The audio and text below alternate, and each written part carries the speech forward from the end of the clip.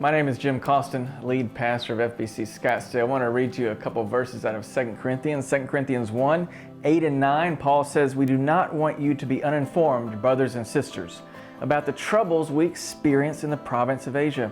We were under great pressure, far beyond our ability to endure, so that we despaired of life itself. Indeed, we felt we had received the sentence of death. But this happened that we might not rely on ourselves, but on God who raises the dead." Paul went through great hardship, and his mission team went through great hardship. But you see what he did in this passage? He owns up to it. He tells the Corinthians how hard it was, but he flips the script on suffering. Instead of saying, "Woe is me," and how difficult it was for us, he holds his challenges up, those struggles up, as proof that God was present, as proof that Jesus is Lord, and that God was using them to go forward. So you can't have the cross. We can't get to the empty tomb without the cross. You can't get to Easter without Good Friday. And Paul knew that we have to go through struggles in order to have our faith enriched and to really do the work of God. Now, when you consider first responders, law enforcement, fire department,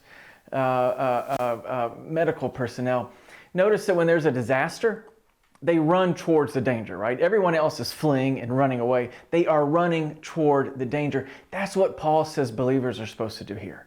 We're not supposed to flee the struggle. We're not supposed to flee the danger. We're not supposed to run from the hardship. We run toward it because we rely not on ourselves, but on God. And through those struggles, God's power will come out in us, and that will connect to other people. We will be able to help them in their needs. So like those firefighters who are running to the fire, we are called to be spiritual first responders, going towards those places where there's hardship, where there's pain, where there's difficulty. Paul went to those places where there's hardship and pain and difficulty. We are called to do that by the power of God, as he says. But this happened that we might not rely on ourselves, but on God who raises the dead. So even at the very worst, that hardship leads to death for us.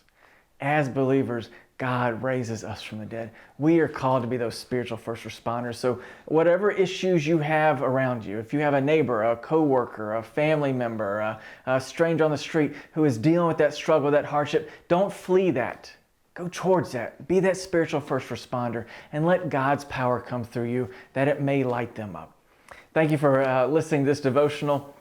If you wish to know more about FBC Scottsdale, you can look at our website, FBCScottsdale.church. I encourage you to, if you like this message, share it with others.